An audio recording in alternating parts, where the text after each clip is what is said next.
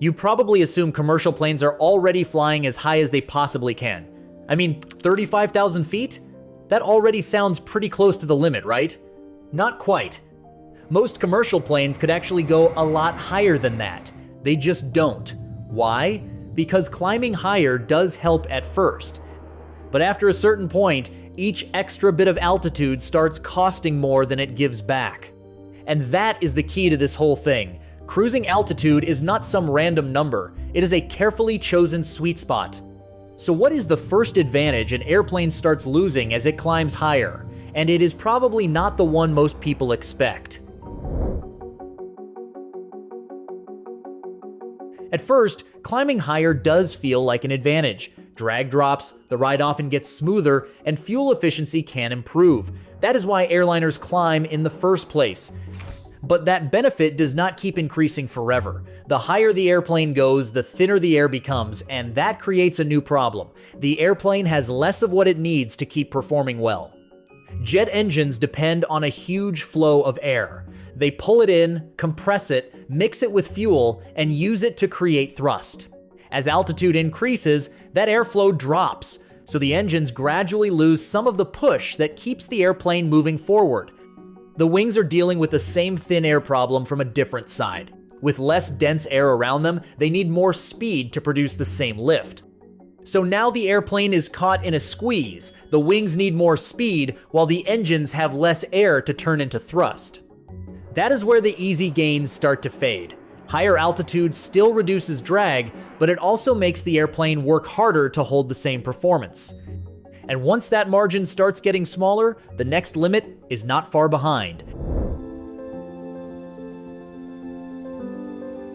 This is where the airplane starts running out of room. Not room to climb, exactly, but room to operate safely.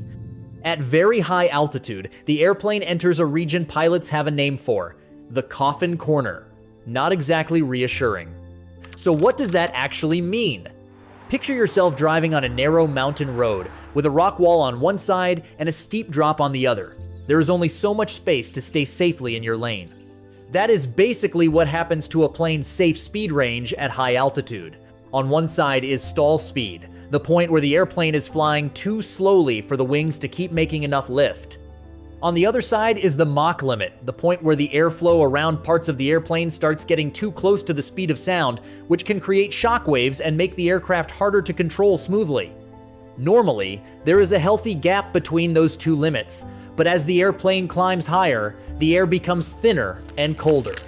Thin air means the wings need more speed to keep producing lift, so the low speed limit moves up.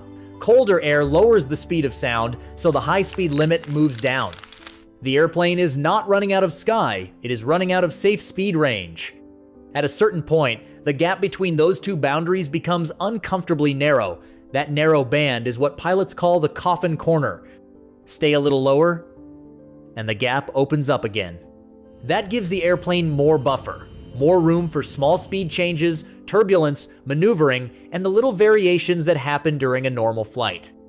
Commercial airliners are not meant to live inside margins that tight. They are built for stability and predictability. So instead of cruising right on that edge, they stay lower, where the airplane has more operating margin. And this part matters to you personally, because you're the one sitting inside that pressurized tube. At 40,000 feet, if the cabin were not pressurized, this would not just feel uncomfortable, you would be in serious trouble very quickly. That is why the cabin is kept at a pressure closer to what you would experience around 6,000 to 8,000 feet.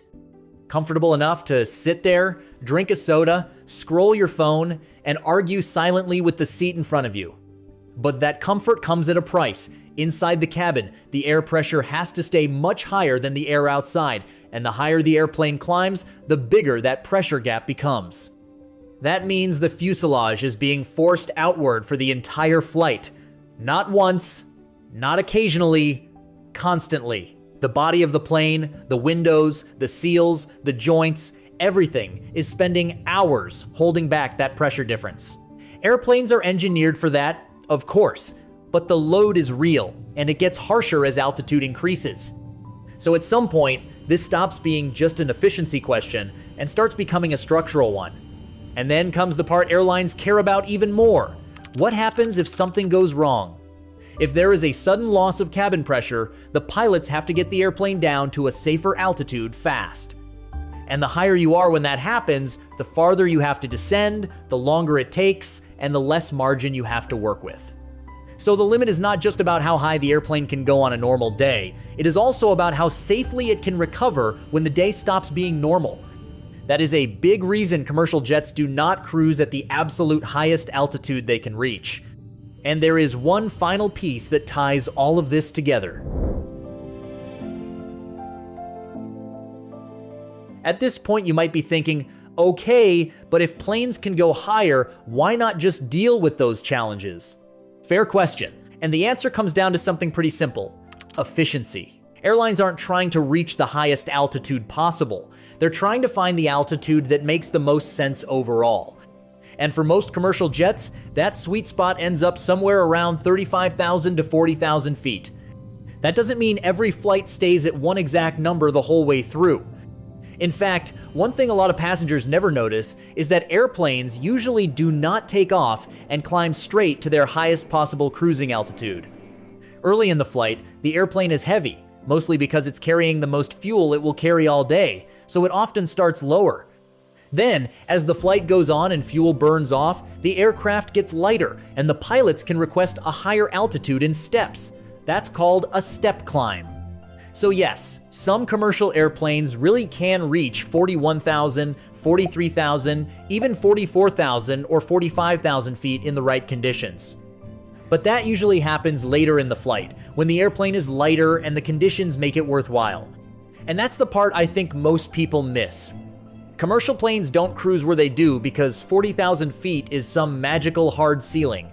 They cruise there because that's where the airplane delivers the best overall return, good fuel economy, strong operating margins, and a ride that still works for real-world airline operations. Go much higher, and the airplane may still be able to do it, but the payoff starts getting smaller while the complexity keeps rising. That's usually the moment aviation says this is high enough.